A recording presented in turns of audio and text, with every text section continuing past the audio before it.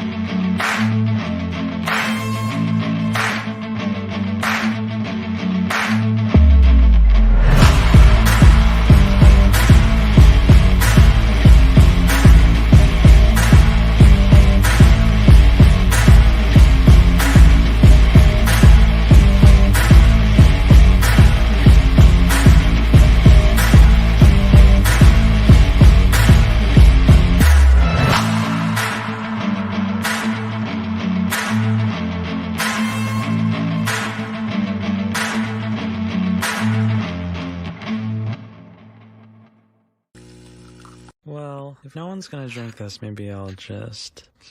Ugh, that's terrible. That's... And that's how we start every morning. Happy Friday, everybody. Who else here right now? Let's see.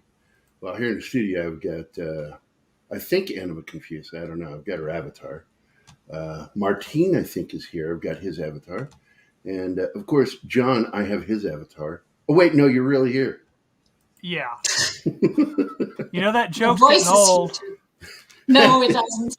It's not getting old. It's never going to get old, John. Never, ever. Oh, my gosh. Good morning, everybody. How's my mic sound? Does it sound okay? Yeah, you sound fine. All right. Yeah. Good morning, D-Bud Martin. Zax is here. He's his new member. Ooh. You were already a member. How oh, you let it lapse, you lazy bastard.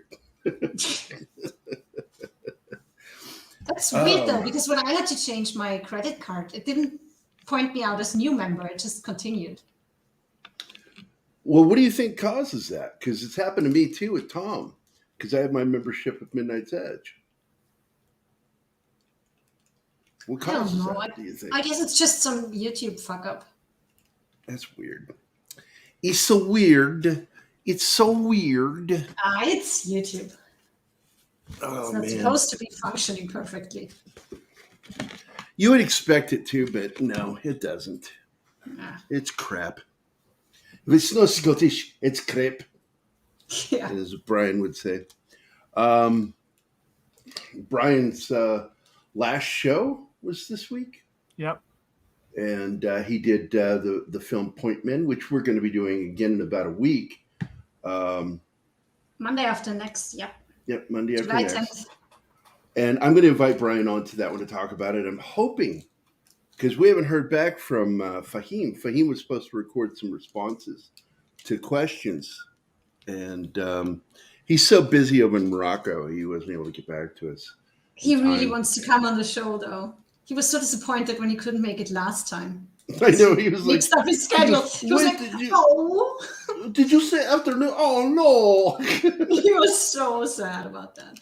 Oh, man. But yeah, definitely have Brian on. And he said, before they started talking about it, that he was hoping that we'd cover more of the military aspect of the movie, because he went more for the entertaining side of it. And I had some problems with the military aspect of it, because they shit on Americans really bad in that film.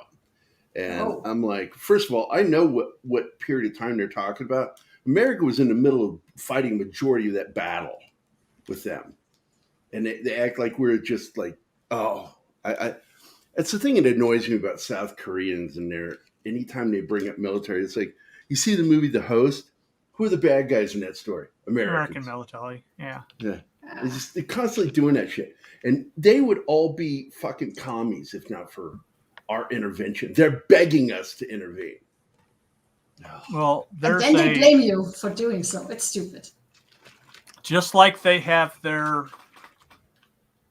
liberal people, just like we have the liberals here that hate the military, they have liberals there that resent America being there, even though we're the only thing stopping North Korea from just walking across the DMZ. Yeah, I know. It's ridiculous. So anyway, happy Friday. Hey, It's a sad day for me. I'm just going to go ahead and put it out. I lost a very close friend of mine, movie producer Gerry McClurg, and I've spoken to his family this morning. And God, he was never on our show, and I just kind of regret it now. I never had him on. I love that guy. I think he popped on with Keith and I at one of the conventions. Yeah, he did. And he's just, he's been a central part of my life for 17 fucking years, man. We worked together on a screenplay, and his sisters and his nephew got a hold of me, and they're going to try to find the script that I co-wrote with him and Mac, the guy who does our voiceover for Dangerous Military Nerds. We wrote probably one of the funniest, scariest werewolf scripts you've ever read. And I think that my favorite line, and even Gerry, who's a PG-13 guy, thought one of the funniest things I ever wrote was when a girl walks into a cabin that's not been opened probably in forever. She goes, "It smells like ripened white-o dick cheese in here." Ew. He laughed. He goes, "Where did that come from?" I said, "I don't know." Ripened white-o dick cheese. Good morning, Cam. Good to see everybody. Penny is here too, I see. Black Az is here. Alex Moore. Christian Delorme is here. Good morning, Christian. Bonjour. Bonjour. But speaking of bonjour, France is fucked right now. Have you seen that? yeah. Yeah, it's on fire. Yeah. It's like, they defunded the police. So they're driving cars into stores, crashing to the front. Oh my God. Absolute utter chaos. That's what they want America to be right now. Well, they Crazy have been leftists. they have been in a kerfuffle like for the last 2-3 years with the protests by the yellow vest and Yeah. all that. It's chaos. And so far, YouTube hasn't, or Google YouTube hasn't told us we can't talk about it yet. You watch. They'll put a restriction on that too. Well, having to choose between the new order and chaos, I'll stick to chaos. You would. Yeah, I don't want to live in a pod and I don't want to eat bugs. Yeah. And I Well, I will like tell having you. things. In the military, I've eaten quite a few bugs. Didn't like it. Loki's here. Good morning, Loki. Loki's morning of mischief. Yeah. Speaking of Loki and mischief, just before the show, I was talking to Martin, and all of a sudden, my Loki jumped at the back of my seat behind me, and I didn't hear him sneak up. So he You look scared like the shit out of me. you look like a pirate, but without Yeah. a parrot. Or I have a cat on my better put shoulder. with a cat acting like a parrot on your shoulder. It's a good sign, though. He gets his energy Yeah. back. So the insulin is working, even though we're just beginning. But hey, we're going to talk about the final episode of From today. Pretty stoked about that. I got to tell you, despite some of the shortcomings of the season, it was a very satisfying finale. Oh, they leave so many things open. So many That's the questions. thing. Just as soon as you discover something, there are new questions being asked. It's like, we already had enough questions at the end of season 1, and now it's like double. Yeah, but we know that season 3 is a go, so I'm okay with an We got open end like officially that. confirmed yesterday that From has been greenlit for a 3rd season. No more than that so far. But that's a good sign. They have enough viewership. I'm happy to hear that, man. Thank you, Anima, for being a member for 11 months. She's a giggity Yeah. member. There's an Giggity. anniversary coming up.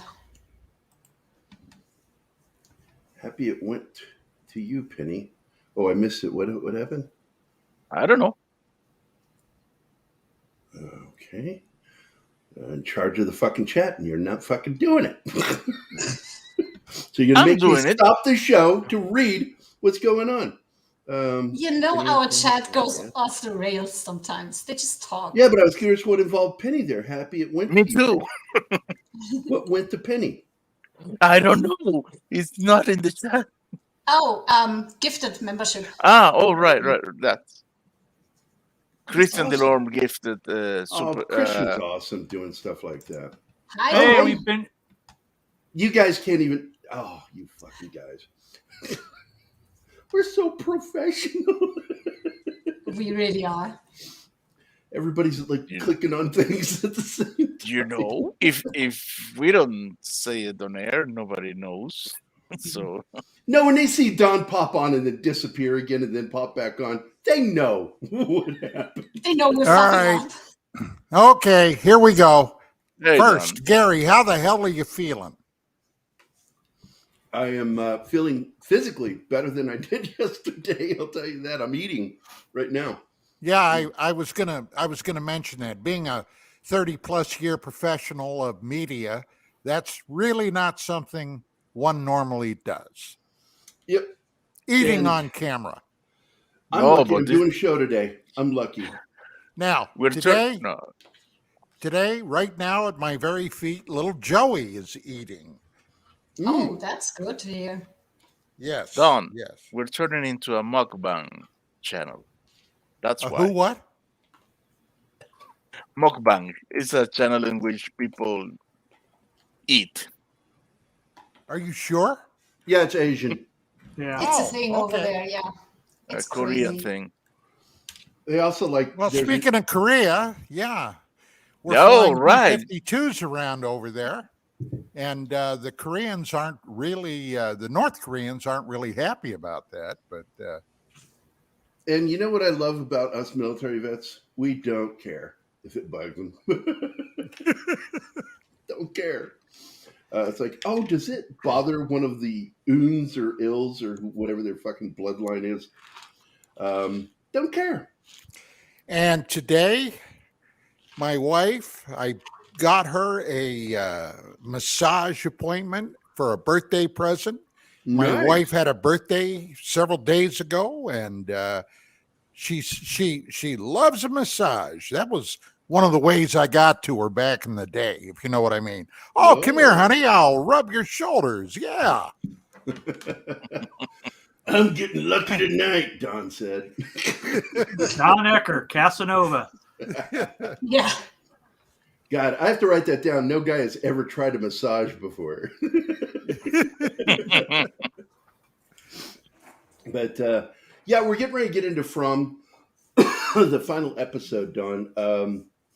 What was Hey, your general that's- reaction? Because we liked it. We liked You see, it. It was really that was the other thing, Gerry. I was going to raise hell with you guys. Nobody contacted me and said, hey, do you want to talk about the last episode of From? Oh. Well, that's Martine's job to get you an invite. Martine? Oh, yeah, I'm sorry. I put the invites in all the management groups. Hey, what's going on in the chat right now, Martin? Do you want me to go away? I could go away. Black As likes I have TV lots shows. of things to do. I can just go and get back. Are you for TGIF. overwhelmed, my friend? I think he is. No, I get the not like feeling if I too were. sometimes, Martine, that Gerry wants to push me off the channel when he gets extra like nasty or yeah. I'm Sometimes just asking. yeah. Sometimes you wonder, why am I here? Why am I here? I ask that question every day. I Why have am no I idea here? why Not I'm why- here. But And John had a happy birthday a couple of days ago. So John, Yesterday.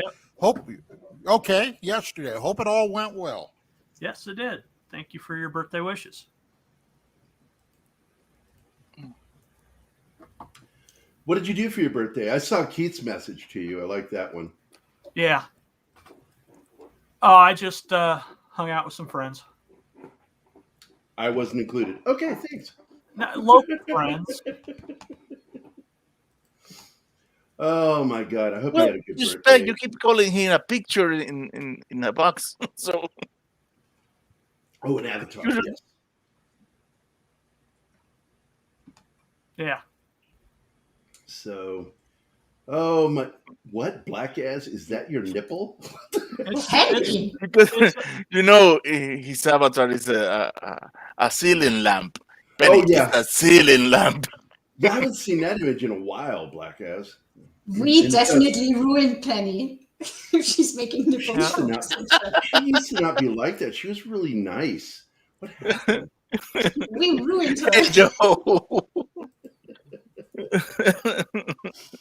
Oh my Oh, god. you.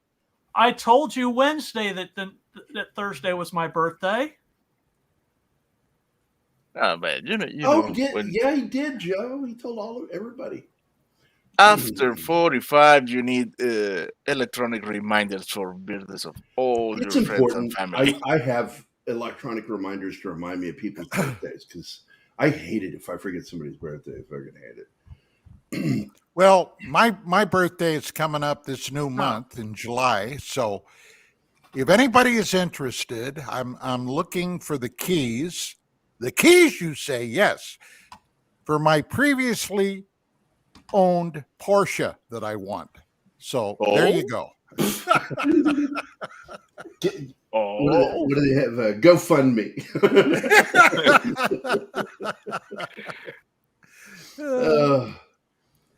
It's the fan on my ceiling. Roger that. the important thing is it's not a nipple. Yeah. It's not a nipple. You know that when you don't have an avatar and you go off camera, you get something that looks very close to the picture that Black Ass has. We call it. Oh, yes. I get the connection. But Well, all right. almost the 4th of July, gang. God. You know, what day of the month were you born on? Don. Who? You. Me? Yeah. What day? The date or the day? Date. Date July 26th on a Wednesday at 3:47 p.m. Eastern. Man, oh man. You know, both my sons were born on July 16th, 9 years apart. My daughter was due on July 16th, but she lasted until August. I that figured makes out you the look like math. Gerry. I need to avoid women in October and November. Well, it does look like you only have sex once a year. All my kids are made in October, November, right around Hey. Halloween. We have a super chat. Christian Delarme, Canadian $5. Okay, guys, off to work. I'm cutting out because Mel and I are going to watch this series later. Good day, all. You too, Christian. Good talking to you, my friend. Hope you have a good day. Have fun Happy watching Friday. the series. Oh, by the way, speaking of Mark, his wife had been down in Texas for almost a month visiting her sons and family down there. So he's been storing all the episodes. And this last episode, he talked to me. He said, well, have you watched it yet? I said, oh my God, yeah. Watched it right away. He said, well, it was the end of the season, right? And I said, yeah. He said, well, don't tell me too much, but was it worth it? And I said, I think it was. And I got to tell you, and of course I didn't tell him why, but I said, I kind of had a suspicion that it was going to end something like that. You know what I'm talking about, Gerry? Mm-hmm. Yeah, I kind of had a suspicion. Now, I that's another reason I wanted to make sure if you guys were going to do it today, that I wanted to be a part of it, because I got to tell you, I was not shocked at the end of that episode. I don't think we were either. I think that it just sort of fell into place, and it's like, okay, this is logical. But again, they leave more questions than they gave us answers. I do need to play this real quick. This is my thank you to Christian Delorme. I believe we have enough juice to get us there. What makes you think there hasn't already been destroyed? Data, could you try being a little more positive? I hope we die quickly.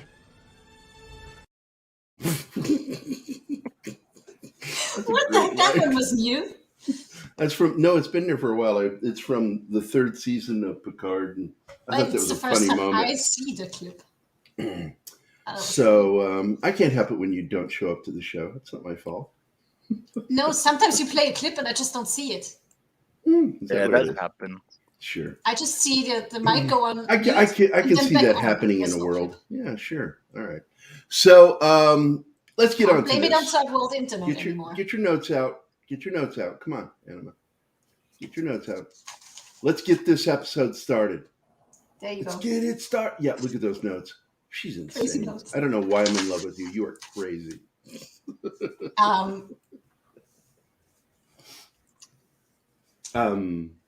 What? Are you not watching it as we talk about it? Because that actually helps. That way I'm not all on my own. Because I'm on the other computer and it will start stuttering and give me all kinds of problems. I watched a video this morning and the first thing out of your mouths was, you're roboting. Like, yeah, but I thought on this computer, the roboting should be gone. I'm not on that computer. There was no time this morning. Your accent mockery is confused today, my friend. Well, I'm mixing 2 accents. Yeah, mine with hers, but hers is not there. It was only me. He's fucking up both of our accents. Yeah. That's why, like it needed some help. That's why I told Mark D the other day that I'm glad we're finally on the same panel so he can hear how I actually sound like, because Gerry makes me sound retarded when he tries to do my accent. I'm always happy to actually meet people so they hear me. Okay, are you guys done? Joe, I was shocked too. I now? at least expected him to watch it with me. But he went behind my back. Jesus, you saw that thing? Yeah. I feel bad for you. I don't know if I'm shocked or disappointed or both. Maybe both. I don't know. I'm going to see it Tuesday. Oh, I would not spend money on the 4th of July. Penny? There's nobody producing the show, Penny. Nobody here. As you can tell, we are alone. Billy's gone and we are in utter chaos. This is not chaos. Oh, hell, I'm just along for the ride. Yep. Hey, Friday. I'm actually, I got to tell you guys, I didn't want to do the show today because even though I was starting to feel better, one of my closest friends died. And I'm just like, do I really want to do a show today? And I'm like, yes, I do. I do. I need to be proactive and not dwell on losing my friend like that. So great producer, film, not like a radio producer. He's like produced film and just a lovable guy, weird as fuck. Otherwise, why would he be friends with me? And my daughter, say something like that. Zoe used to go, what's wrong with him? He would get really excited about something, especially if he's talking about like family and the in-family fighting. He would get like this white right in the corners of his mouth. You get a little bit of white, and he'd get a little spray when he talked. And I remember we went to Panera for a meeting once. And during the meeting, I kept covering my food while eating, putting my arm over my food. And he goes, what are you doing? I said, you're getting a little sprayed. You're excited. No more of those, man. I'm going to miss him. He was so much fun. Bridge by Real Wade. Hey, Real Wade, Snickers backdoor. What the hell is a Snickers back? I don't want to know. First thing I think of when somebody says the name Snickers isn't the candy bar. My daughter had that goddamn guinea pig. Snickers. That was a chewy thing. Man, he chewed up so much stuff. It's what they do. So we got a back door. All right. Open your back door, baby. Loosen your hinges, I'll show you my key. So I am here. We're going to talk about From. Let's get to it. All right. So we start with Christy. She's going to see Julie because she's in that weird coma-like state too. And Boyd is also there and sends Kenny upstairs to help. And then walks out to the porch. as a preface, could you just give an instance of how they ended up in these comas? Because the worms that Boyd gave to the grinning thing that we see in the nice picture there, they developed into crickets, and the crickets they got to them. Cicadas. They crawled into their mouths. Cicadas, sorry. They crawled into their mouths, so they're now in them, and they make them go like comatose. And oddly, nobody else Yeah. can see them when it's Yeah. going into you.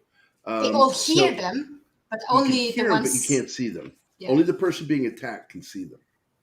And we have no idea why those three. I mean, why Randall? He's out in the woods, so that kind of makes sense. But why Julie and Mariel were in their houses? Well, they could have kept Randall. Yeah, fuck that guy. Absolutely. Absolutely. Even Loki hates that guy. Yeah. Oh shoot! I forgot to give them treats before the show. I'm all over the place. It's Friday. And, yeah, I don't care. So go ahead.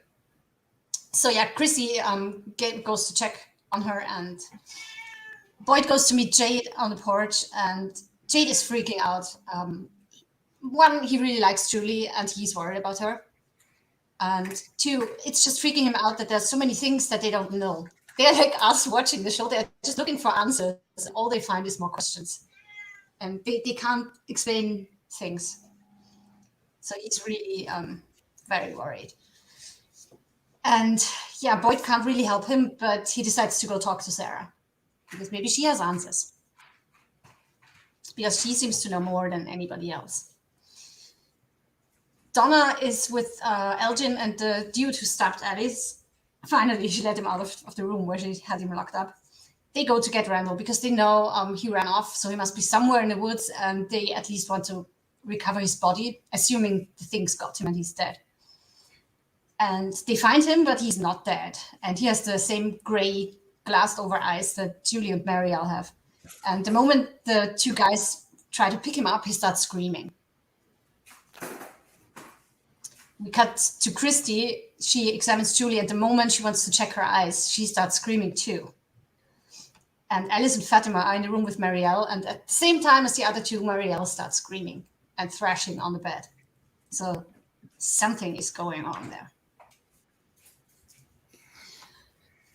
In the meantime, Boyd, Kenny, and Sarah are in the forest, and Boyd asks her about the rhyme that the boy in white keeps saying. They touch, they break, they steal, no one here is free. You know, that nursery rhyme. And she doesn't really know much about that. She's just sure that the boy wants to help. And that's when they arrive at the ruins, and Boyd tells them about the chicken leg dude and how the ruins were not ruins, but a dungeon when he went through that tree. And then somehow the ruins were, the dungeon was gone, and he was in the ruins in that clearing. And they look at him like he's crazy again. Because they have learned nothing. Yeah, nobody should be giving anybody crazy looks when they say something. Yeah. Nobody. They thought he was crazy before, and then it turned out that he was right. That just crazy things are happening. And now they're like, what is he talking about? It's fucking weird. And then Sarah starts to hear music. And she says she can hear them screaming. And she goes all crazy and way too dramatic, in my opinion. That scene was way over the top. With the nosebleed and her screaming and going down on the floor. Just too much. And yeah, it kind of reminded me of Bill Shatner. A little overacting there, you know? Yeah, they just... that's my main beef with this season, is that they add way more drama than we would have needed. Little chewing of the scenery. Yeah. Yeah, and if anybody's going to do it, the two people to do it on this show is the wife and Sarah. Yeah, they are scene chewing people. Yeah. And then Sarah tells Boyd, it's laughing at you because you brought it back to town and you set it free, and now it wants to hurt us. That was an interesting comment. Yeah. And Boyd is already blaming himself, so it doesn't really help him that she's just confirming it. But being the cicadas, I guess. Well, the implication was the worms. Yeah, but they turned into the cicadas. Right. And now they want to hurt us. And she also tells Kenny that it was so excited when it got to touch him, when he dreamed about them coming out of the pot. And again, I'm going to bring up the fact that people aren't dreaming. These are manifestations. Hence, nobody else can see the cicadas. And when they dream about the cicadas, they're not really dreaming. It's a manifestation. That's why he was physically harmed by it. He was asleep, though, when that happened. Doesn't matter.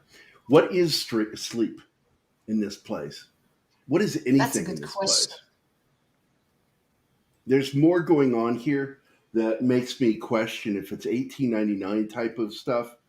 And even more so when we keep seeing one thing gets added to something and they're somewhere else, which you're going to bring up in a little bit here. Well, I gotta jump in here then with an observation I made during this last episode, and I don't want to give anything away, but suddenly Victor appears much more important in the overall than anybody would have suspected, if you know what I mean. I think Victor is one of the keys to this whole thing. There's no question about it. Since he's been a little boy for a long time by himself. 40 plus years.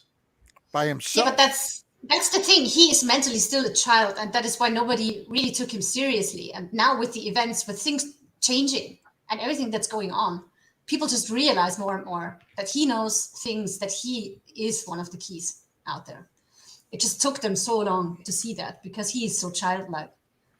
And I think it's Tabitha who got through to him to finally open up, and Jade a little bit. Well, it's her natural motherly instincts that knocked his walls down. But she was the first one, and everybody else just treated him like a child and didn't really listen to what he was saying. So he stopped saying things altogether, I guess.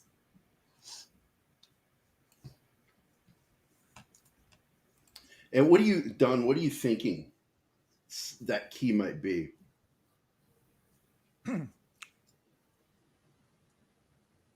I think he may be one of the architects of this surreal place. In other words, yeah, I think he may be, how do I say this? One of the creators of this place. Admin. That would be interesting. Because it doesn't sound like anything. We discover the drawings from his sister were actually drawings that the sister had done based off things that the mother had seen. This episode. That's right. And that would be wild. Because it would explain the odd nature of this place. That it was created by somebody with autism that's in love with fantasy. But it's crazy. It really is crazy. But one of the things I said happened, because I said those ruins suddenly appear out when he went through that door. And what it was, the trigger was the torch. As we find out later, yes. We find out this episode that it was the torch that took him out of the dungeon. It went out. The fire died. That's what took him out. Crazy shit. So that would make sense if someone like Victor created this place, why it's got so many very specific rules. But what is this power, this force? Because the worms, I don't think, are really worms. I don't think cicadas were cicadas, because the minute something happens in this story, everything changes. No, and Sarah keeps referring to it as it. So it's not and multiple that's just it. things. It's one thing. Yeah, it's like The cicadas and the worms were nothing. It was this thing. And it killed Paula. It split her open in her sleep. That sounds nasty. Oh, it was. You don't get to It see it though on was. camera when it happens. You just see the Oh, but- aftermath Yeah. with her stupid husband. Guy, what a moron. Walks Yeah, out the he- door. There are people immediately to his right, and he walks out looking to an empty area where there's nobody yelling for help, and there's people immediately to his right. Help me! Help me! It's like, turn your head. Keep turning it. There they are. Reggie, he's an idiot. He's a fucking idiot. Yeah, he's doomed because he was written badly. Oh, yeah, he's one of the characters that are just tools. Yeah, it's like a device used in the story Yeah. to get from point A to point B. And that's what they do with him. And They started doing that in season 2, and I'm not really liking it. Like, Marielle is just I'm not a saying- big fan of that either in writing. Even if you got a person that's only in there in order to get you from point A to point B, make them interesting. Don't just write at them least badly. try, right? Yeah. But anyway, keep going. Your notes. Your extensively long notes. They're not that long. It's a 1-hour episode, and the notes are a bit shorter than usually, actually. I could have fitted like 4 or 5 more lines on that page. Well, damn. I bet that triggered your OCD. Go ahead, hon. Yeah, thank you for diagnosing me. Sarah also tells them that Julie and the other two, they are dying, and once they are dead, it's too late. And to avoid that, they need to make the music stop. And she keeps telling them the music box is right there, but they don't see it, they don't hear it. She doesn't see it, she just hears the music. But she's sure that the music box is in that clearing in the ruins. But for now, there's nothing that they can do but go back to town to make the people feel less afraid. Because Kenny, of course, freaks out. What are we going to do? What are we going to do? And Boyd says, yeah, we're doing what we can. Keep working on it and make people feel a bit safer by not losing our shit. So then we see our next tool, the crazy lady. She's at the colony house and holds a weird religious session or something. I don't know. It's like one of those, what do you call them, Don, where they circle around a table holding hands. Seance. Seance. Yeah, seance. Yeah, but There's something up with is that woman. The seance is to call ghosts. They are going in a religious direction. We've known there's something up with that woman. I mean, from the get-go, and she's dancing in the rain, and she suddenly has morphine, on this bus with an addict on it. Deus ex machina, something like Yes. that. She is a device. She's a device, but she's at least freaky. I'll say that for her. She's at least weird to where it's like, I'm not going to complain about her character because she's weird in a way that's obvious, I think, that she's up to something. And we know that in the discussions between Randall and Jim, they believe that someone or someone's in the town may be involved with what's going on. Ergo, we drop back to Victor. Yep. Yeah. Donna Now, says before we go any further, let me ask you guys, because this is something I thought about. Who among these players have grown on you, and who have you lost any faith in whatsoever? Now, I'll start. I'll give you an example. Jade has started to grow on me. He stopped being a total asswipe. Okay. Yep. That's true. Same here. And he's now starting to come into his own. He's Kenny, actually everybody this season one of my mentions favorite Kenny. characters this season. He became interesting. He started out as an annoying asshole, and why is he even there? His only purpose seems to be to annoy people. And now he's interesting. They developed him well. And Sarah, I kind of felt bad for her for a while, okay? But she's become superfluous to me. Yeah. Fatima too. I don't like her character. There's something off with her.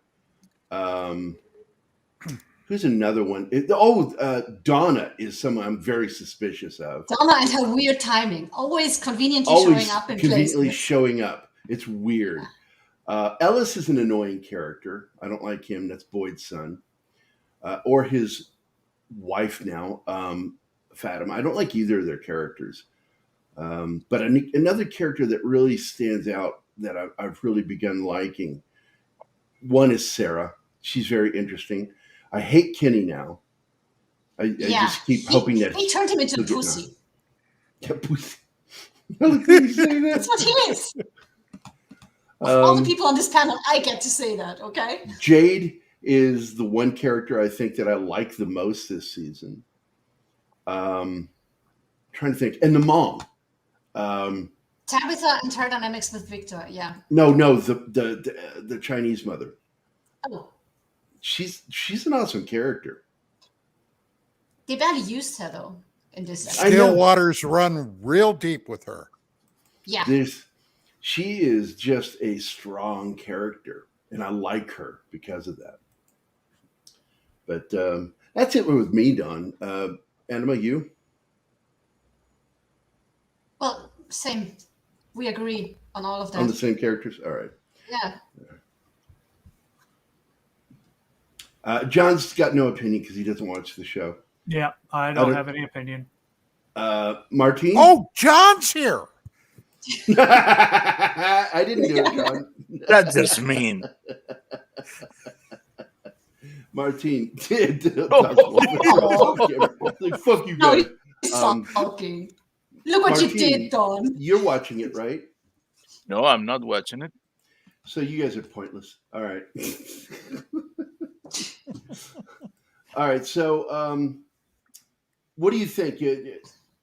Moving forward, do you think certain characters are going to move to the front next season? Because we were greenlit, if you didn't hear, Don. They were greenlit this week for season 3. Not season 4, just season 3. I think they rather want to end it. I think they rather want to end it than turn into Lost. You guys are clashing. That's right. They're keeping it short. Because they're tighter. No, I'm talking about you and Don are trying to talk at the same time. Yeah. What were you going to say, Don? Well, I said 1899 got shit canned, which I got to tell you, I was upset about that. But oh, hell yeah. Oh, we were pissed. Why create a show like that without a guarantee of at least a season 2? Especially by people like that. I think it was a shitty deal by Netflix doing that. Yeah. How dare you create a show like that and then not let them finish it up? How dare you? That was weird. Okay. Yeah. So go ahead, hon. And I'm talking to Anima, not Don. I'm crushed. Oh my Listen, your day is Wednesday, okay? The rest of the week is mine. We have an agreement, Don. I was sick as fuck on Wednesday. It's like, oh my God. I was like... And nobody asked me about my septic tank. Not a single one of you. Oh, shit. How did that go, right? How did it go? Well, the plumber came over. There's no obstruction or anything. It may be, I think, I may have to have it pumped.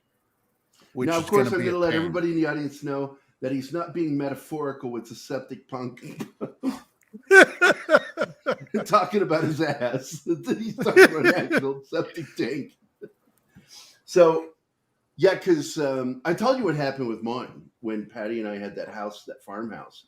And I'm taking a shower, and all of a sudden, black ooze starts coming up through the drain, and I leapt out of that shower like, what the fuck?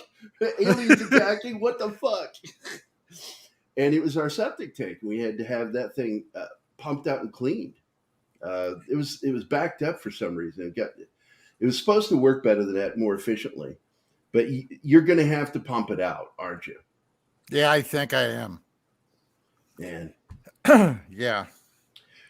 Do they even have companies like that there in California? Oh, sure. Oh, sure. Sure. Because there's so much septic on the streets. Well, that's true too. Take a look at LA, go downtown, drive downtown. It's not quite it's not quite like San Francisco, but it's getting there. They're working on it.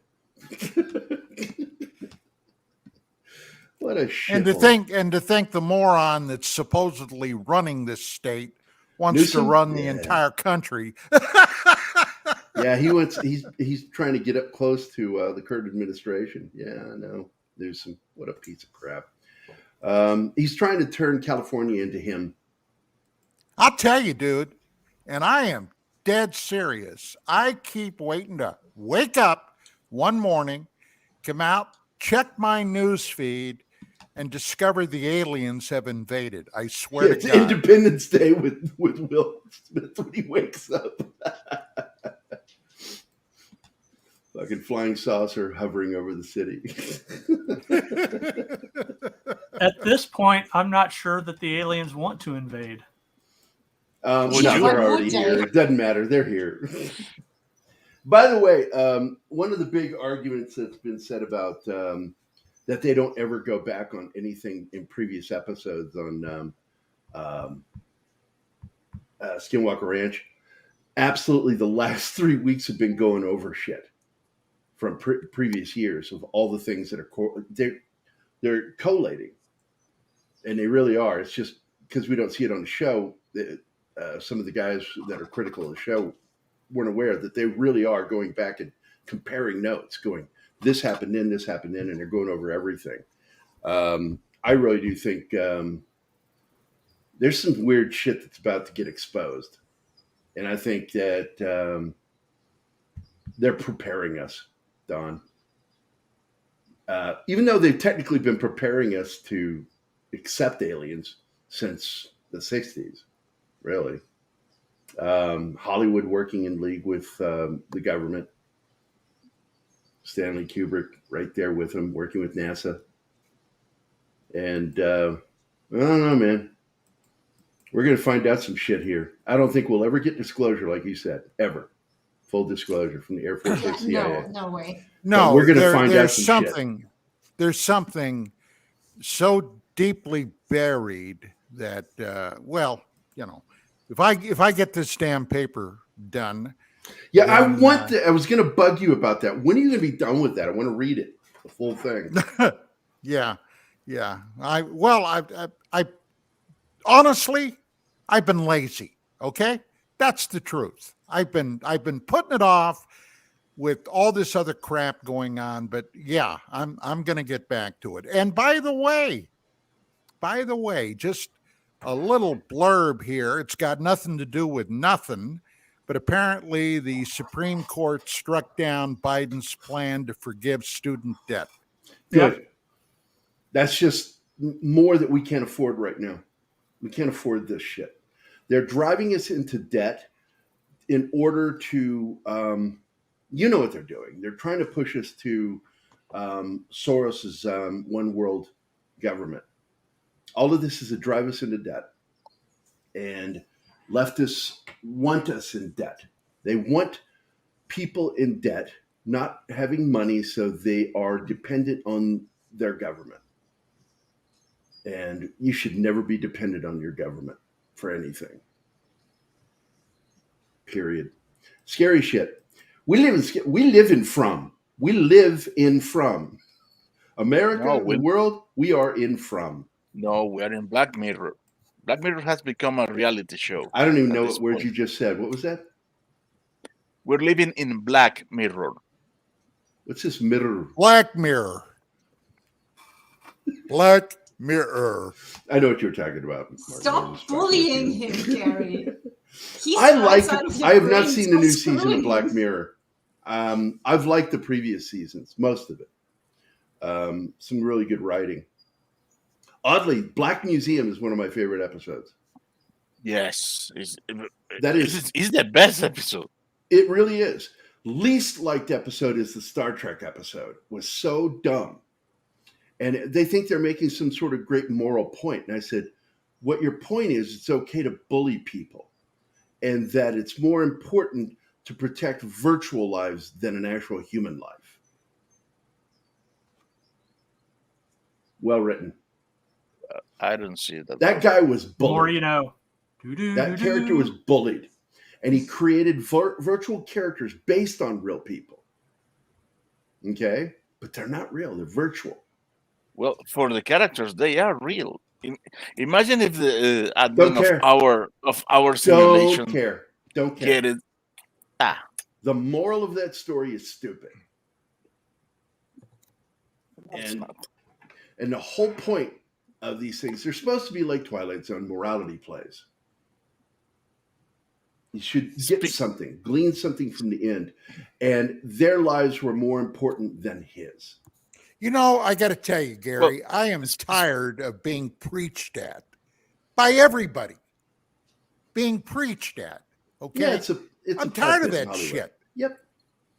The overly didactic nature of Hollywood, always wanting to teach instead of tell a story. You must teach a lesson. Now, I don't mind if there's a lesson to be learned within it, as long as the lesson makes sense. But when they start going, they lost me. The minute they turned him into the bad guy, I was like, okay, you've lost me. You went the wrong direction with the story. Now, in this kind of vein of shows, have you seen Electrical Dreams? Electric Dreams, Philip K. Dick's series. It was okay. I wanted to like it because, I'm a big fan of Philip K. Dick. But I really felt disappointed in the show. And that's why it got canceled, because people tuned in and went, oh, this is going to, oh, it's not so good. It's okay. It's okay. It's sort of like, my mom's meatloaf, There's nothing else to eat, you'll eat it. But if you have a choice of McDonald's or my mom's meatloaf, you would eat McDonald's. It was that bad? Not my mom's meatloaf. I just don't think it was that good. It wasn't that it was bad. It was just not that good. No. If you say that you prefer McDonald's over other thing, that other thing is utter crap. Yes, because McDonald's is crap too. No, Yes. you could sustain on my mother's meatloaf. You really could. It was just dry. It was a little dry, and she wouldn't use tomato sauce. She put ketchup on it. And it just really was gross to me. It was too tart, and I didn't like that. My dad, when he makes, made meatloaf, he taught me how to make it.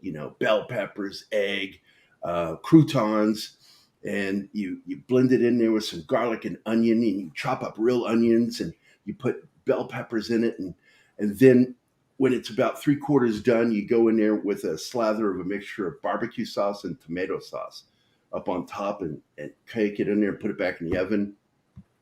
That was a meatloaf. I make my meatloaf using panko breadcrumbs. Oh my God. Oh, panko breadcrumbs are good. Oh yeah. Oh yeah. Yeah. 2 eggs. This is like a 2-pound meatloaf. Yeah. Two egg eggs for a pound. Yep. white onion. I use sweet onion. So the Vidalia. Yeah, the white onion. Yeah, Vidalia. Yeah. Okay. And our show has turned into Cooking with the Veterans. Hey, I'll tell you I what. haven't eaten anything, man. You're not helping me. Same, dude. Same.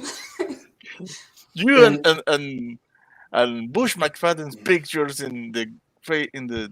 I love Oh my his cooking. I love looking at his Bush cooking. is doing food porn. Oh yes, It's they are food porn. beautiful. They're beautiful. This porn for them, but then you see the. Oh fuck! Now I'm hungry. Well, a couple of years ago. Now this is before actually my buddy Richard passed on. Richard Brian's in the Saraday. house. Richard Saraday, yeah. Hey, Brian. But we had an idea to do a YouTube cooking show, cooking for guys. Now this is like, bachelors, I guess you'd say. Is that correct to say today? Can you say bachelor? today? Sure. Yeah, why Yeah. not? Or will you be castigated? I don't know. Fuck it. So anyway, we had this idea to do a cooking show, and cooking for guys who love to eat, but you know, got nobody to cook for them. And I had a whole string of recipes, and unfortunately, just never did it. But hey, my wife will tell you, I'm a hell of a cook. All right, if I get on the kitchen and in the stove, buddy, and I've got all the magical items today. Last night, I did barbecued chicken in the air fryer. Oh my God, was that good? Barbecued chicken. Yeah. Big fan of I have that. a question for you, Don. Is your cooking Yeah. as loud as Vicky's? No, no, it's not. We need to go to break, Gerry. Yeah, even Yes. though we're not on KGRA, it's still a good habit to be into. Let's keep the habit, yeah. Yep. So we'll be right back after the summer. Oh, wait a minute. We're on the wrong commercial. Let me go into the right one.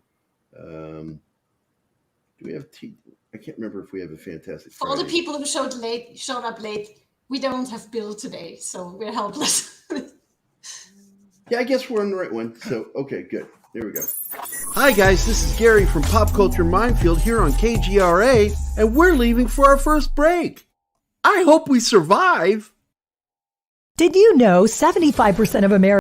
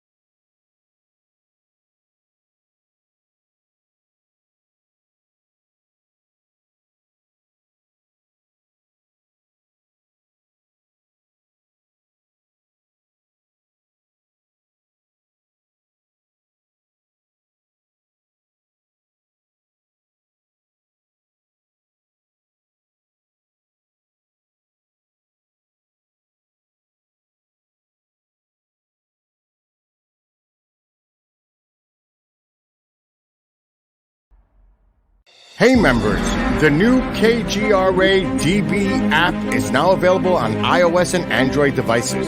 Gain on-demand access to any KGRA DB programming. Download any show directly to your mobile device to listen or watch on the go. Go to the App Store and search KGRA DB. Oh wow, we survived. Welcome back to the commercial break.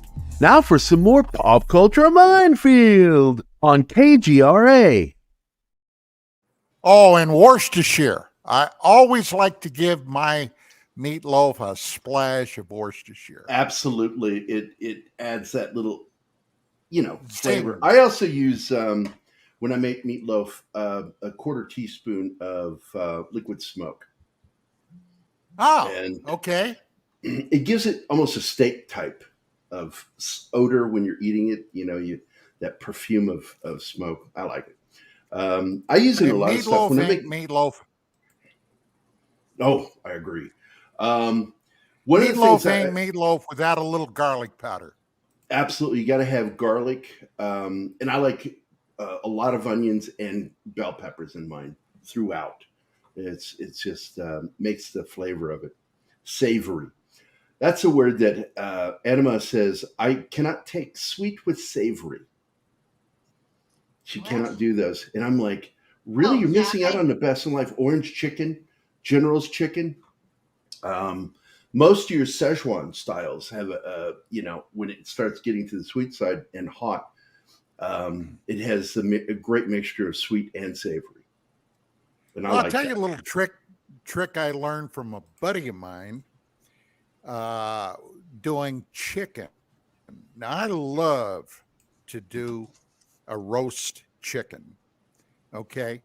Roast chicken can really be made great by and you're roasting it with the skin on, right? Oh yeah, of course. And I glaze it with a can of condensed frozen orange juice. You can use that to glaze the chicken. Just like you'd baste it, you pull it out a couple of times, basting it like your turkey. Well, with the chicken, you baste it with concentrated orange frozen juice. And boy, I'll tell you what, it comes out good. Yeah, man. I could talk about food all day, but I do want to wrap up and we got to get into it. And Zach's brought it up. We got to get into that nursery rhyme. We finally get to hear the full nursery rhyme.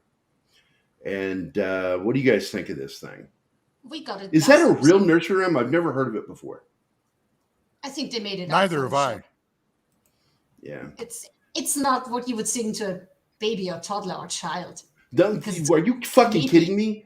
Have you not heard, the rock? What is that one? Rockabye Baby? Oh my God, what a nightmare song. I grew up in Austria, so I grew up with German nursery songs, and they are all. Oh yeah, Germans don't know anything about making nightmares. Look what it did to the guy, to the mustache guy. Greatest stories came out of that part of Europe, for Christ's sake. Ring around the rosies. Ring around the rosies about Black Death. Yeah, exactly. You wouldn't call Black Forest the Black Forest if it weren't scary as fuck. Hi, Shanatsky. Good morning, Shanatsky. Oh, yeah. The next season will be called 2. Oh, my God. But let's get into the nursery rhyme because, we hear the part of the nursery rhyme on the phone call. What was the other time we heard it? There was another time. Was it in a dream? Because, like I said, they're not really dreams; they're manifestations, and I think that there are wavelengths going on here, because I think some of it's coming from wherever that kid is, and some of it's from wherever this evil thing is. That's it. They touch, they break, they steal. No one here is free. Here they come. They come for three unless you stop the melody. Right. And we got an allusion to that when he was at the very first of the season, when he's in that dungeon and the guy tells him they come when it stops. And it was he the tells first... him you need to go before the music stops, because when it stops, it's too late. So we had warnings right then and there of what was coming this season. But are we looking at the levels of hell? The ballerina, I don't get at all. I think, again, it's a manifestation of this thing. Whatever it is, this evil thing, is creating these things. And it's choosing the ballerina because there's a ballerina on the music box that keeps showing up in places. I think that's the only reason why Boyd is seeing the ballerina. It could have been any other form, but since she's on the music box, the thing manifests as ballerina. I don't think there's more to it than that. But it's such an interesting little rhyme. They touch, they break, they steal. No one here is free. Here they come for three unless you stop the melody. They come for three, and we have 3 people, Mariel, Randall, and Julie. So, but what happened? I mean, God, like you said, this episode, the season ends with more questions than it started with. And I like that, don't get me wrong, but I kind of would like some answers at the end of each season. Yeah, at least something, but all we get is more questions. But I would be mad if season 3 hadn't been greenlit already. But getting these news immediately after watching the finale, I'm okay. Yeah, because Variety announced it yesterday. Yeah, so knowing there's more to come, I'm okay. I just hope they give us answers and wrap it up properly. Yeah, because Anna was all stressed out at the end of the episode, Don. She really was. What if they don't get anymore? What if they don't get anymore? Yeah, and then I decided to just We're left leave with it that? because I got so angry about 1899. I love that show. And then they just dropped it. And I didn't want to get that angry with From, so it's just like, yeah, I forget about it. And Anima, I am still furious. what Fox did to the Sarah Connor Chronicles back in 2007. Okay.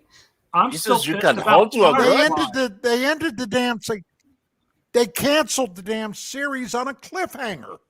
Yeah. They're As they known did for with that. 1899.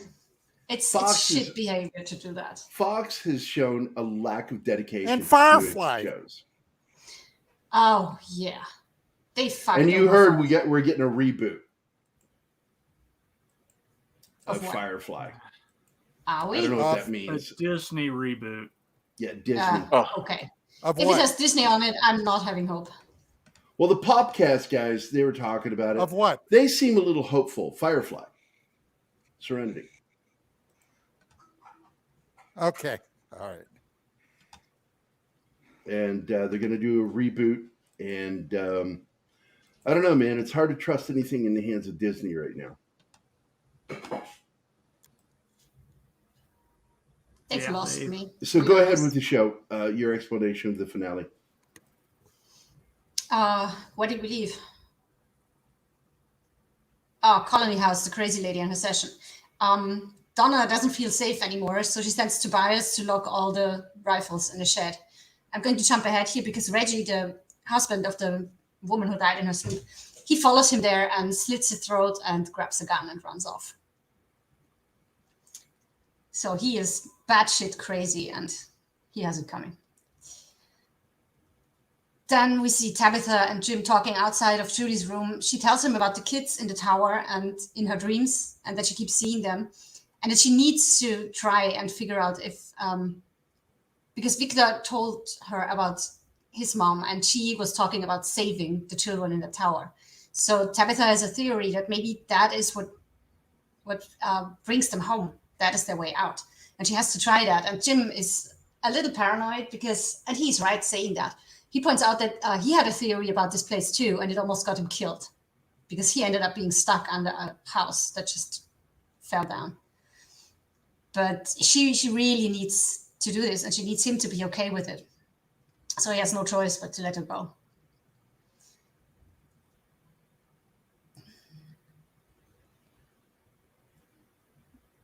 Yeah, Fatima and Alice. I don't know. That would have been my wife. I don't know if I would have let her go off by herself like that. I just don't think I would. No, and I thought that was stupid, that happening, because you would send her out with at least one other person.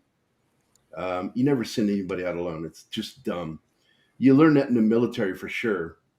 You know, you send people out in pairs or in a team. It's fuck. So it was, and you know what? I got to point out, we'll get into this when we talk about Skull Island next week. But did you notice any connection between the final episode of Skull Island and this final episode, Anima? I don't know what you mean. We'll talk about it next week. There's a connection in that somebody wakes up in another place. Oh, that. Yeah. Yeah, that's for next week, I'd say. Yeah. I don't want to go into it because it'll spoil the next week's show. But I do want to point out what Zax is saying. I thought the first part of the riddle was, because it was clearly talking about the nurse girlfriend, Dr. Girlfriend. For anybody who's a fan of the Venture Brothers, Dr. Girlfriend. The nurse's girlfriend steals. She's the one who Randall would be the one who breaks. Randall breaks, clearly. So what does it mean, the touch comment? I don't understand that. Somebody got a little handsy, maybe? No, that's Julie, but why? Julie is not like that, so I was confused by her character. Well, Julie touches people. They all like her. Elgin likes her. Jade likes her. She makes people like her. That's her way of touching people, I think. It's the only explanation I can find for that. Yeah, Monkey's Paw Curls is Firefly reboot. Yeah, it curves into a fist. With one left. No, it curls into this. Oh, yeah. Oh, yeah.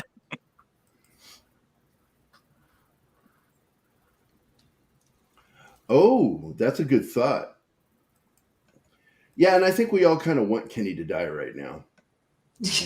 Terrible, terrible character. I think I would prefer him in a coma. They killed Kenny, you bastards. Anyway. Yeah.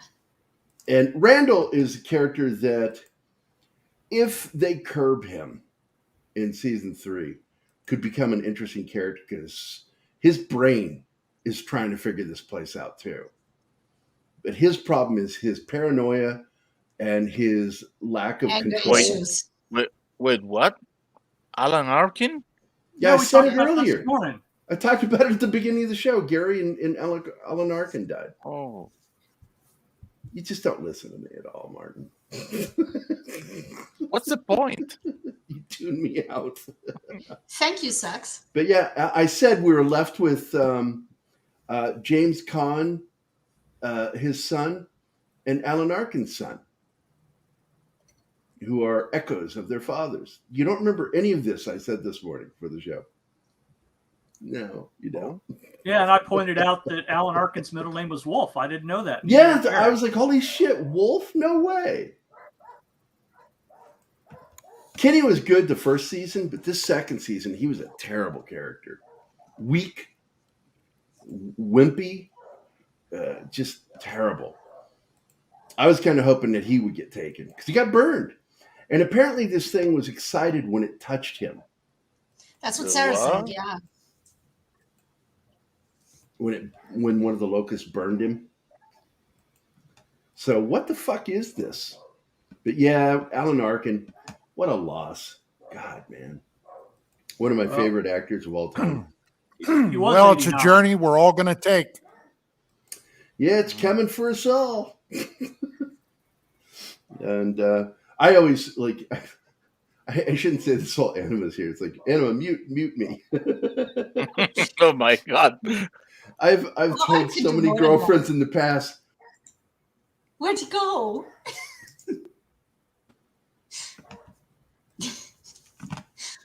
I am unamused by that because I was actually talking. I'm dizzy. So what happened? I'm dizzy. I'm dizzy. So I've told so many girlfriends in the past. They said, like, how do you want to go? I said, on top of you, right as I'm ejaculating. They're like, what? I said that way. Classy, very classy, Gerry. They're like, why would you want to do that? I said, because it'll fuck you up. Some died. Right. See, he doesn't even want to do it that way to have a happy ending. He just wants to. It had nothing to do with that. It had to do with traumatizing somebody. Anyway, from. That made girls so mad. John, back me up. I'm at a loss. Sorry. Hey, you guys have been so crappy today. You don't get to say shit to me. Oh man. So I want to make sure I said hi to everybody because I saw Andy Morrow. I didn't say hi to him, and Dadman Walking, of course, I said hi to him in the chat, but I didn't say it on the show. Monkey Jeebus is here. Good to see everybody. Hope everybody's having a good Friday, despite all the bad news. Cam's here too. Cam? Hi, Cam. Outstanding. Of course, 70s Brian is here. I'm so broken over him not doing Thursdays anymore, but Keith and I are talking about him taking over Thursdays again. So, but we still have, and I haven't heard from him today, the Chief on his Tuesday show. I like his shows, man. I do. He gets some really interesting guests, and they talk about these shows, these films, and how those films blur that line. And I'm like, I like that. Blur the lines with reality. But I hope everybody's having a good Friday, despite all the bad news. Alan Arkin's dead. My friend, film producer Gerry McClurg is gone. I still don't know exactly what happened with him because I've talked to his sisters and his nephew, but haven't heard anything about what happened. Just he was at home. He took care of his mom for years. That's how dedicated a person he was. Moved into her house here in Springfield, Missouri. Worked in Hollywood. He was always going out to Hollywood, but he'd come back and he always made sure she was taken care of. Good son, good family man. And also, because Mac, Mac Don, who did our opening narration for our shows, Dangerous Nerds. He and I co-wrote with Gerry a script called Fangs, and it is I still consider it one of the best werewolf movies not ever made yet. And the family's going to try to get it to me, so I can get a copy of that script and pitch it. And that way, Gerry lives on. But it's got one of the funniest effed up scenes where these country bumpkin rednecks go up against these werewolves. Rufus and I forget the other characters' name, fucking hillbillies. And man, as soon as I get that, I got to share that with you because it's funny but scary as shit. I like my mix of horror with comedy. Not silly comedy, real comedy where people react to things in a funny way. Well, it's funny. Werewolves never really did it for me. Vampires was basically my opium. There was just something about the vampire genre that as long as it was done well, and it has to be subtle. Some of this crap, like Thomas Jane, I love to watch that man act. As a matter of fact, I just started to rewatch The Expanse. And Thomas Jane, I just think is a great, great actor. But he did a movie called Slayers that came out a year or so ago. Total piece of shit. Yeah, I heard it was woke. I heard it was woke. But my favorite thing with werewolves is the curse. With the very first Wolfman movie from Universal, even a man who is pure in heart and says his prayers by night may become a wolf when the wolfsbane blooms and the autumn moon is bright. What a great curse and poem. I always love that. That it was out of your control. That you could be this great person and at night you have no control. You're going to go murder people. Maybe eat them. The remake with Del Toro and I liked it. To be honest with you, CG was the CG was the failure of that film. I like the juxtaposition between the juxtaposition. I mean, between the son who he hates that curse and the father who has embraced it, and he wants to get loose. That was the big change in the story. Is that instead of a stranger gypsy, it was his father who bit him. And he's the one who carries the curse and he loves it. And the son hates it and despises it. It's a very good film. I'm not a big fan of Del Toro as a person because of his support of communist countries and regimes. But damn it, I can't fault him as an actor. He's really good. Hey, Decepticons in the house. Hey! There you go. Let's talk a little bit about Reacher. And seriously, we're only halfway to the finale. I don't know why I'm preparing for this show. You're done with From? Just like that? Look, it ends with, let's just get to the ending. Cut to the chase. No, wait a minute. Wait. When Boyd gets shot by I forgot about that asshole. Yeah, look, the piece of shit husband. I looked at that. I looked at that with a critical eye. That had to be birdshot. It couldn't have been buckshot because, look, a shotgun like that at close range would have knocked you flat on your ass. And Boyd actually ended up not looking that wounded. I mean, sure, he was wounded. He was holding his side, but how did that strike you? Did that strike you as realistic? For a shotgun? No. At that range, because he was a good, 25 feet from him? It would have been a wider spread on that, whatever was in there. And that looked more like he was shot by a slug. rather than peppered. But I just assume they're Hollywood and they don't know how guns work.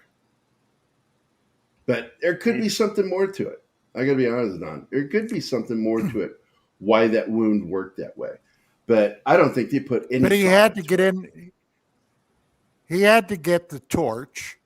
He had to get into the room. Okay. He had to find the box. And then his wife popping into his head, telling him not to do it, just let it go, let it go. Something was happening there. Look, both times that his wife showed up was to dissuade him from doing what he should do. It's that thing. It wasn't her. It's that thing. Using things in their mind. Well, sure. Yeah, of course. And basically, it was telling him, the music box. It's like, just leave it alone, and then we'll be together.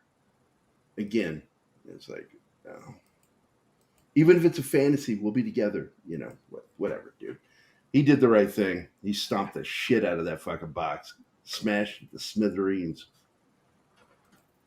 I've been saying that for a very long time. Why doesn't anyone try to smash that fucking box when it shows up and the music starts playing? Why? It's the same, like, why not try to behead these creatures who, by the way, haven't shown up now in like 2 episodes? Yeah, and now I'm curious about those. You know, very strange indeed. And I got to tell you, season 3 is going to make or break this show. Because it was season 2 that lost me with the show Lost.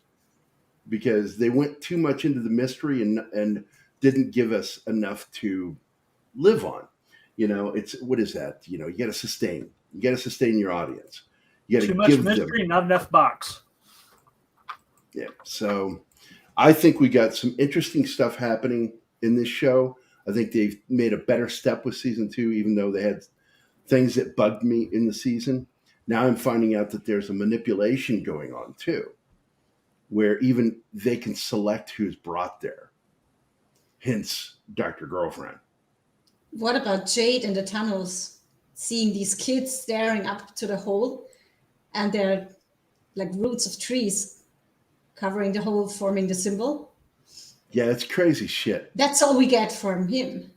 Yeah, he sees them on what looks like sacrificial slabs in the shape, I think it was in the shape of a pentagon or a star, 5-pointed star. Yeah, circle, but I think it's 5 kids, yeah.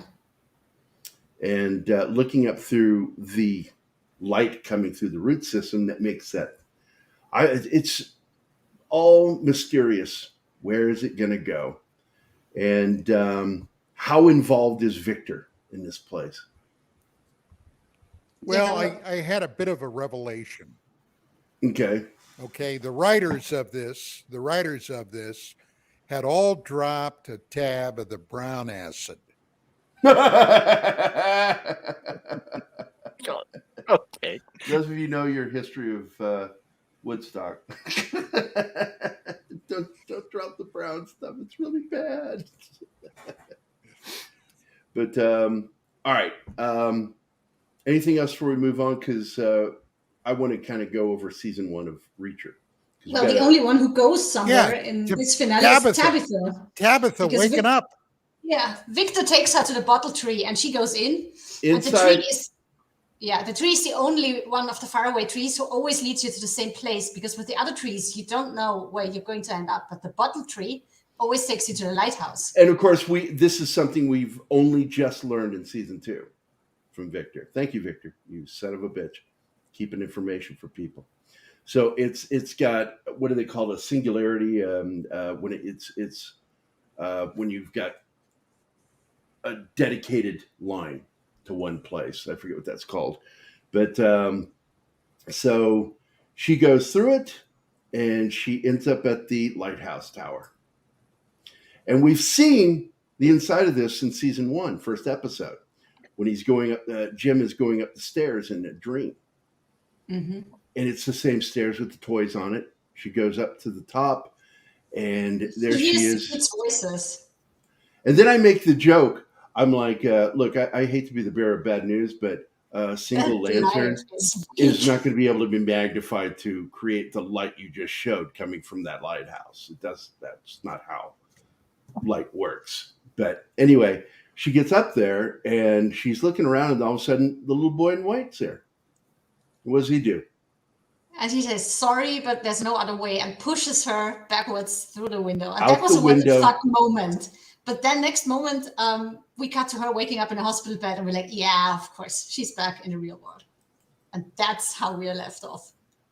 Fixed point is what I was trying to think of. A fixed point.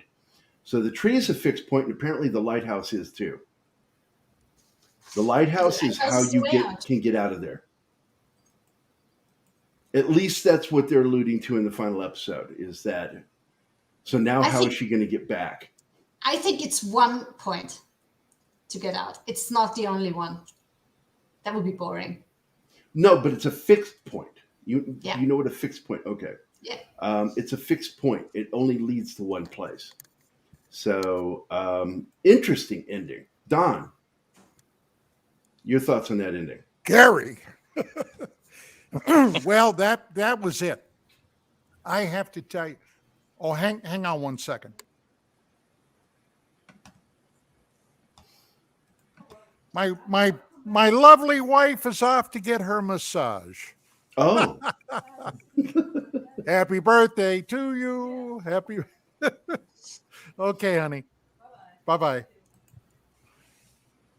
Yeah, so when she woke up, I got to tell you, I thought to myself, yeah, I had a sneaking suspicion that somehow, of course, now I don't understand all the rules of this universe, but somehow she popped back into reality.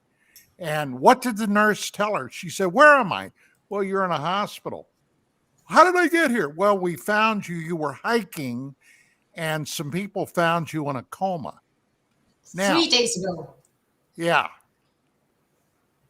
That didn't quite make sense. So is her husband and 2 kids, are they just simply figments of her imagination? Because nobody mentioned them. She didn't mention them.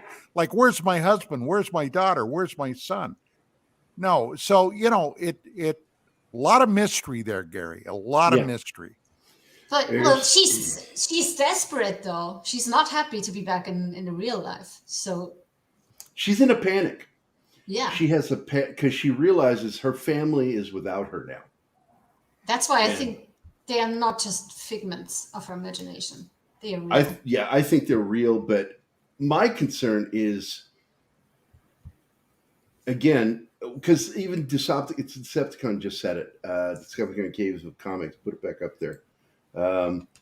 They're all dead or in a coma. They're not dead. We know that they're not dead because of the way that Jim and his family came in there to this town. That was the one thing we considered, and it's like, wait, no, it couldn't be if that's how they arrived. So is this place purgatory? Well, that was the thought, is if they died and were there, but the problem is they saw the town before the accident. So it's lost again. Maybe it's not purgatory. It's more something more like It can't be purgatory because they didn't have the accident until after they'd seen the town already. They'd already been through the town.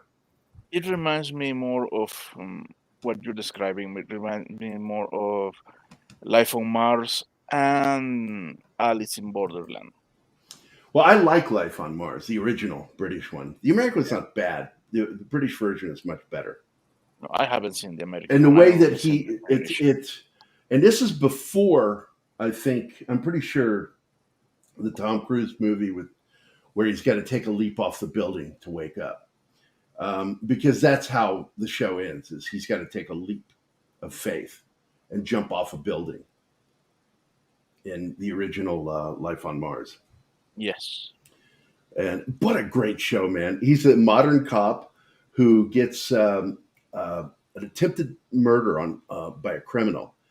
He ends up in a coma. But while he's in a coma, he's in an alternate universe where he's a cop in the 70s, dealing with all the issues of the 70s and the kind of crime that they ran into. And every once in a while, there would be something that would filter in from his world. And it's fucking crazy. I love that show, Life on Mars. I don't think they died, Decepticon. I don't think that's what's going on here. I think there's no way, because some of the writers from Lost would be involved with this, and there's no way they're going to be that stupid to do that again. They're in a transition Gerry? state in which they have to decide if they live or they die. Gary? Yeah. These are acolytes of J.J. Abrams. Yes, of course they can be that stupid. I hope not.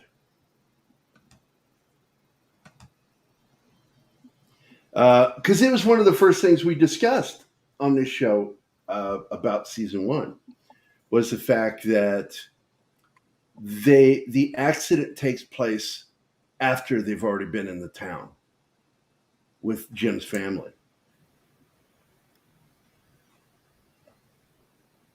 It takes place after they got there. It takes place when they try to leave. Yeah, when they're trying to leave. So I don't think that's what it is at all. Well, I did miss the monsters coming out of the woods. I missed that. Yeah. There's something going on. There's some greater power manipulating everything. I will give you one possibility is that it is more like 1899. Because then they already started out in a state when they're before anything happened. They were already there. So I don't know. We're gonna be dissecting this as we go along, but at least we're greenlit for season 3, and I'm hoping that they. God, I hope they wrap some stuff up. Well, the thing that's different in this show from 1899 is in 1899, the people had connections. And as you go along, you figure out how they are connected. The people in this show, no one is connected. They are from random places all over the US and end up there. Certain people are connected, but they're connected with each other, whoever came there. Whereas Dr. Girlfriend is clearly connected to her, and she was brought there, as Don pointed out. She was Every time you say sometimes the whole family ends up there, like Kenny, his mom and his dad. I'm not talking about connections like that. Yeah, what were you saying, Martin?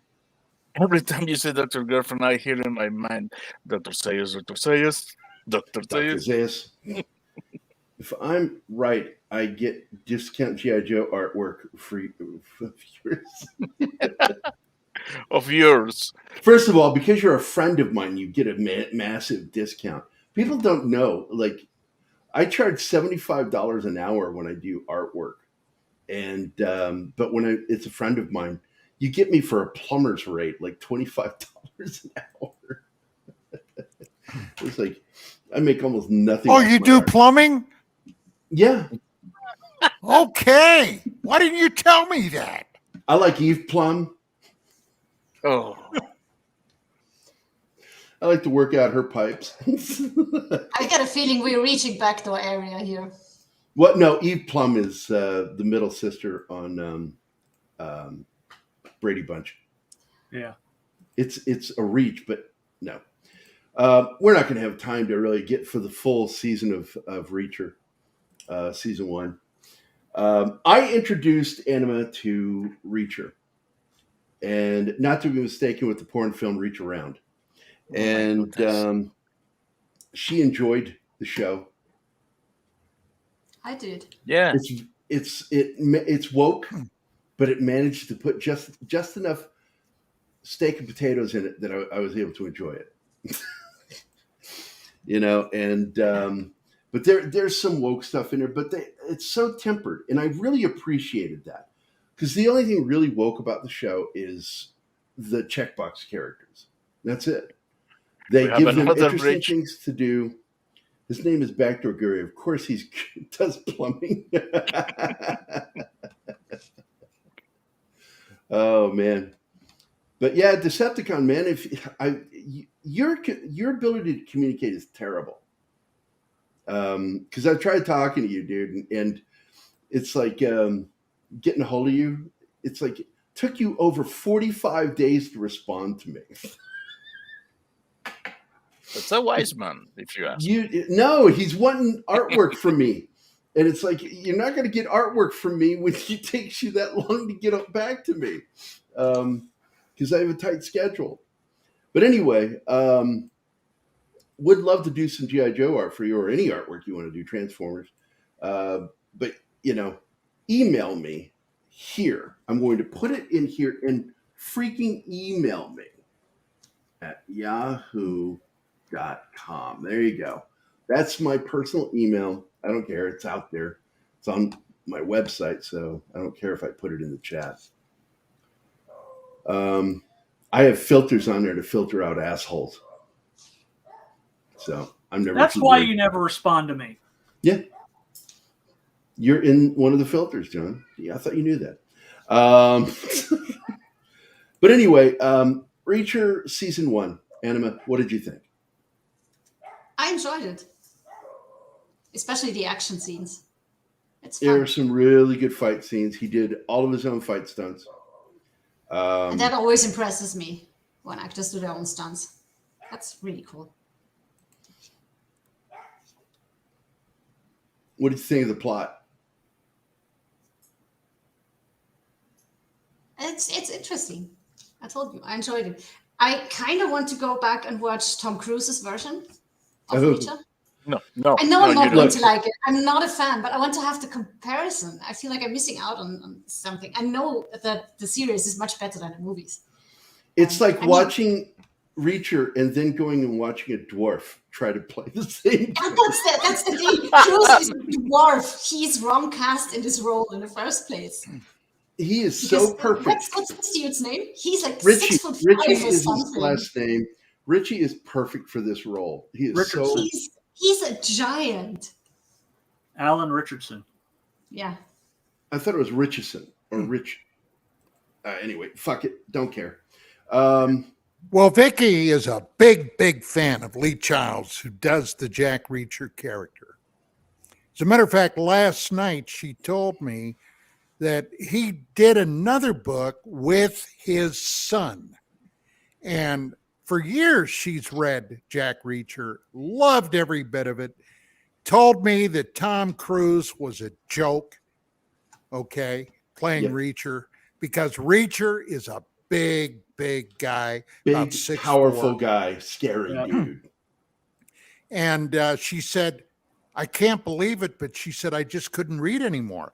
I think it was mostly his son in this book. So, I would have to say she's got at least a master's degree in Jack Reacher. Well, one thing that's really good that I like about this is that each season is going to be an adaptation of one of the books. And they got a lot of source material to go with. So the show will probably last longer than possible because of that. Because Reacher's an interesting character. And they slowly unveil who he is as a person. And I like the way they did that in this first season. I also like how he just handles himself. He knows what's going to happen before it happens because he reads people. And the whole prison scene is one of my favorite moments in the entire season. When those guys come into the bathroom they think they're going to F him up, and he completely wrecks the world. That's a good scene. Shit out of them. He went nuclear on them.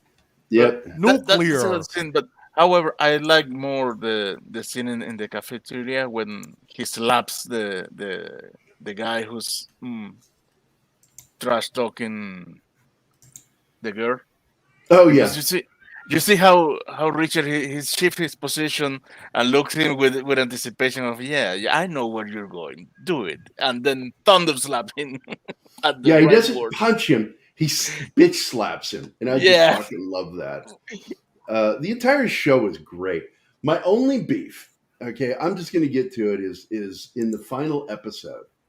Nothing annoys me more than the whole Deus Ex Machina thing, where everything feels staged. You shouldn't feel that way when you're watching a story unravel. Of course it's staged, but you shouldn't feel it.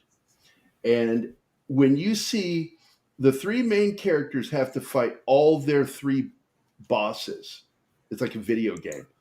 Yeah. Each one of the main characters has to fight a boss in that final battle. And I just thought that was hokey as fucking shit.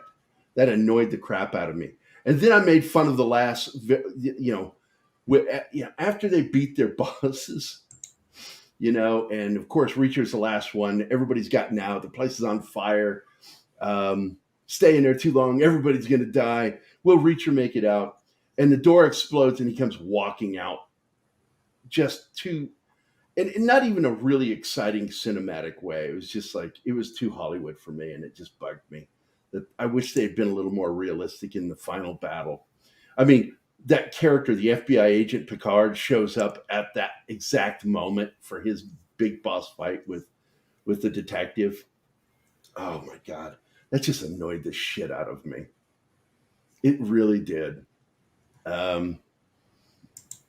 Instead of having him already there, wounded, and then they show up, I would have bought that better than him just showing up in time to be there for this battle with his boss fight. Anybody who plays video games knows what I'm talking about. Boss fights. And it just annoyed the crap out of me. That was piss poor writing in that the final episode. But I enjoyed the ride so much that I will be back next year because that dude is really good as Reacher. Yeah, that's the one saving grace of the show is they've got the characterization of Reacher finally right. And he's a good actor, dude. He actually can act. I can't stand him personally, but... Oh, why? He seems like a really good guy, Christian or something, is what I was told. No, he's a leftist. Is he? Yeah, he's made some comments that are extremely woke. That's sad. I heard the contrary. Yeah. I suppose I'll have to dig on that. But man, I just want that guy to be a live action He-Man. Well, he was almost Aquaman because he was Aquaman on Smallville. And they were going to do the spinoff series with him. And it didn't happen. Because they shot the pilot, right, with him? Because I think I've seen it. I don't know. I think it got snuck out. But Zax agrees with me. The ending was a bit cringe, cliche. Forced. A bit very forced. The three of them confronting their three main bad bosses was stupid. I think that I felt like that should have been choreographed better, planned out and plotted better, and it would have been a better ending. But I'm still satisfied. I think the character too that he served with that's in the show was another character that they changed from the book for check boxes. And so his partner, the detective, former military team member. I don't think it was a female in the book. Reacher's Alan Richardson quits Twitter, provides bogus reasons for leaving, including the conspiracy theory that Elon Musk is manipulating the midterms. That is fucking crazy. Yep. Holy shit. Oh, well. Look, man, if I can watch Benicio del Toro, I can fucking watch Richie. So, but anyway, the next book, what is the next book in the series? Let me go look it up real quick. I forgot what it's called. Book 2 is called Die Trying. Yeah. And I'm hoping that they're going to go in the order of the books. I can't see them not doing it. Because book 1, Killing Floor, is what the first season was. And how many books do we have? I am curious. Let's see. We've got. There are 28. Oh my God. The 28th comes out this year in October. Unfreaking believable how many Reacher books there are. That's not counting all the short stories and stuff too. And short stories are really good for adapting as films, but they'll never adapt all the books. They will never get that many seasons.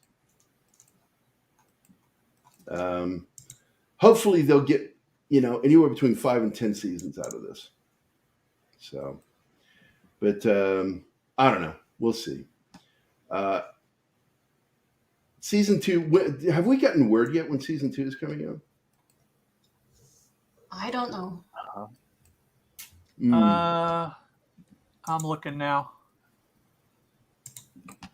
Because when I checked the other day, there's still no date on it, but it's going to be sometime this year that they're going to start production on it, or have already started. No, they finished it. That's right. I saw that. Remember, Anima, I showed you the video. They had wrapped shooting. They just have not announced when they're going to air it. So the entire second season has been shot.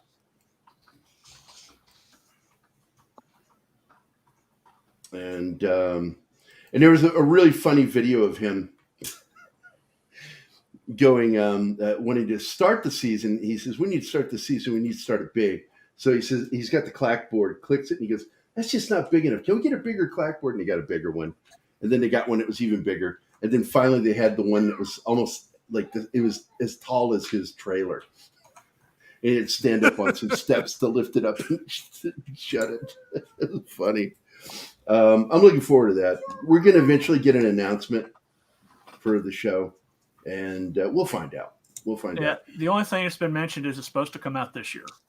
Yeah, it announced that it's going to be in 2023, and we know that the show has wrapped shooting. So we will get an announcement, I'm sure, from Amazon at some point. Probably this fall, I would say.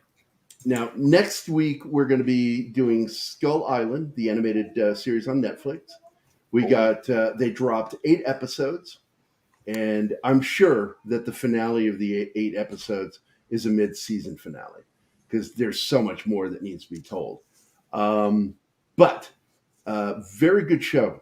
Very, very good animated show. I loved it.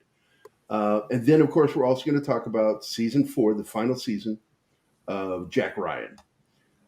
It's still not exactly Jack Ryan. That, it's sort of like Daniel Craig wasn't really James Bond.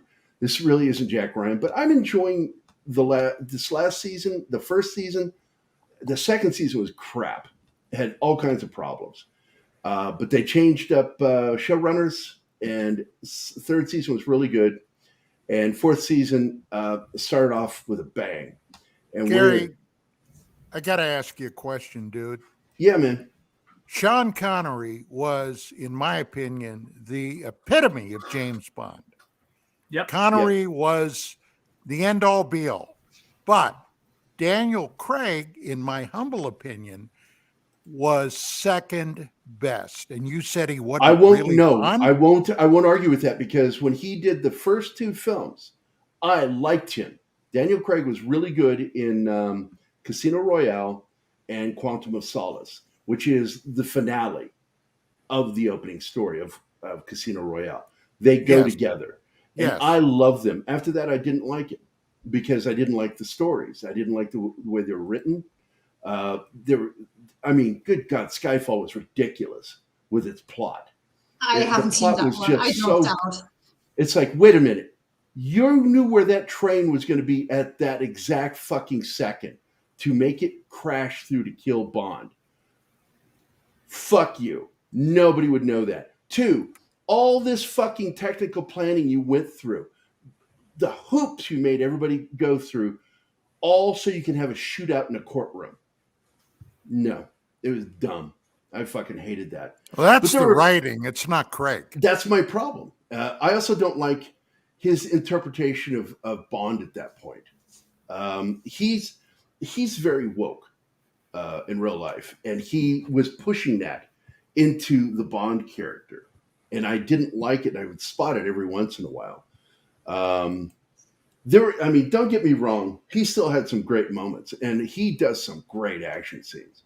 He is, as she described, a blunt instrument, and he's good at that.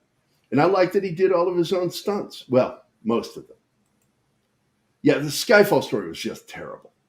There was a glimmer of hope in it, but I had a beef with the entire series the minute she said what she said to him on the beach in the first film Casino Royale.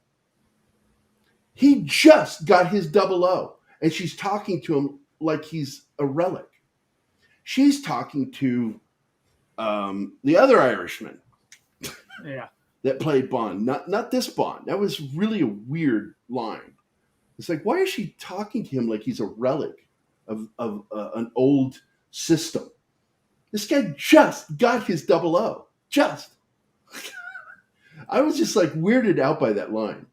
But Craig, I'm one of the big defenders of him because everybody wanted to say, you look like Gollum from Lord of the Rings. I'm like, fuck you. He was handsome in his own weird way. I liked him in his delivery. I thought he did really well especially with the first 2 films. Well, with his intensity, I could easily buy him as an assassin. Yeah. My problem with that entire franchise was it was not Bond. And Keith and I did a whole episode on this explaining that the reason why he's not Bond is this is an alternate universe version of Bond. Because Felix Leiter does not fucking die when he died in this last movie. Bond doesn't die. Bond works with Leiter's daughter. Leiter loses his leg at the wedding. They showed that in not Pierce Brosnan, the other guy, the other Irish actor, Timothy Dalton. Timothy Dalton's one of the best Bond films I ever saw was that one, because Timothy Dalton is the only actor to play Bond that actually read the books. And he came in saying, if I'm going to do this, it took him a while because they tried him way back with Roger Moore's period. He's too young. And he said, I'm too young. I can't play him. And that's a true story. He was one of the actors that they were sexing up to play Bond early when he first started his career. He started in 1969 in The Lion in Winter with Peter O'Toole and Anthony Hopkins' first movie too. But by the time he played him, he was the right age, and he was already a huge fan of Ian Fleming. So when he went into it, he says, no more cheeky humor. I don't want to do that. I thought Moore practically destroyed the entire genre. He did one good film, the first film he did, Live and Let Die. I liked that film. Past that, I really, when I look back as a kid, I loved him because he was my Bond. You know, I was too young when Sean played him, so I grew up on Roger Moore. And but when I got older and went back to watch those, I was like, these are really piss poor. These are not good. He did 3 films that were worth a shit: Spy Who Loves Me, For Your Eyes Only, and Live and Let Die. Well, in my opinion, the greatest Bond movie ever, Dr. No, was From Russia with Love. From Russia with Love. Fuck yeah, best villain. Robert Shaw. Robert Shaw. Oh my God. Robert motherfucking Shaw. I'm sorry. I have to disagree. It's Goldfinger. Goldfinger.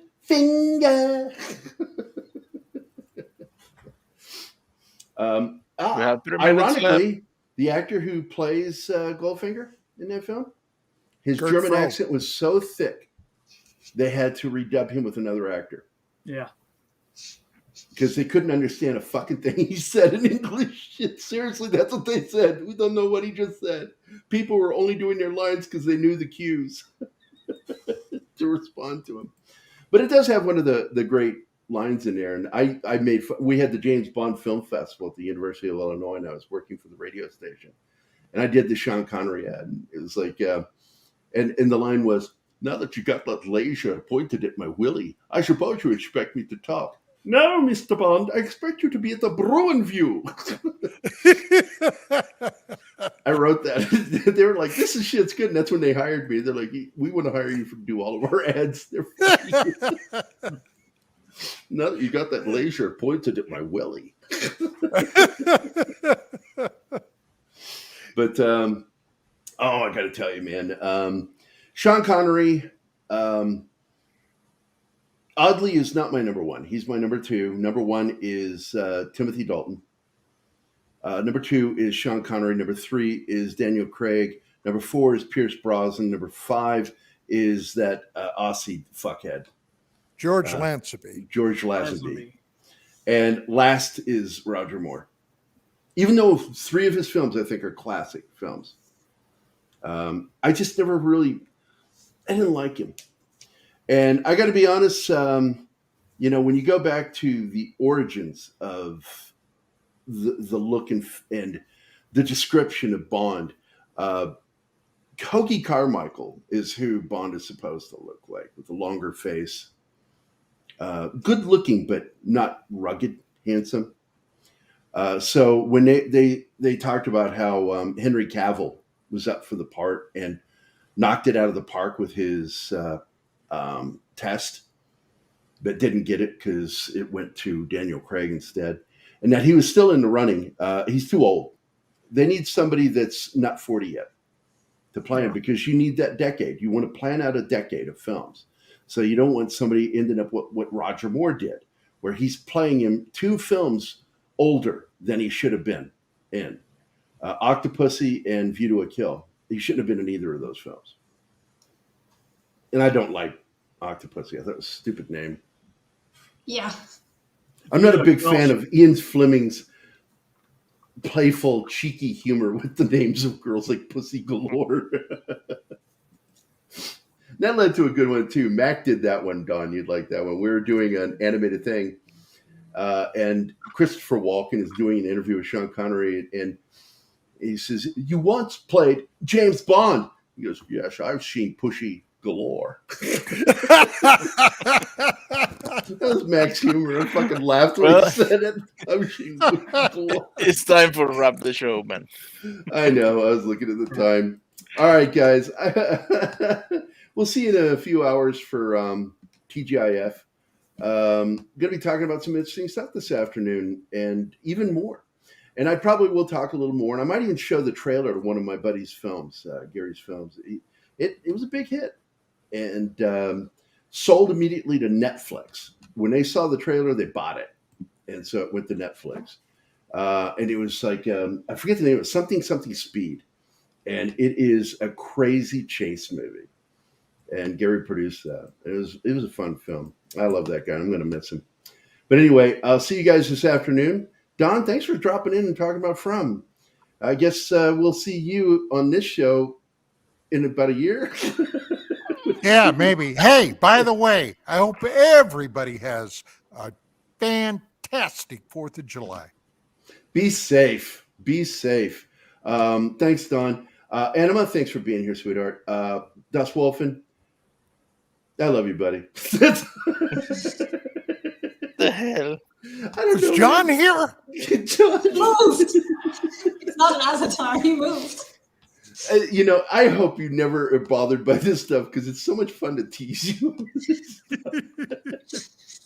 Martin, thanks a lot, buddy. Appreciate it, man. We're out of here, man. Have a great Friday, and we'll see you later for TGIF. Bye, guys. Those sons. Oh, shit. Don't forget. Saturday, Indiana Jones with Tom and Gerry. That's tomorrow. We're going to be talking about Raiders of the Lost Ark. Now we're leaving. Bye. Those sons of bitches.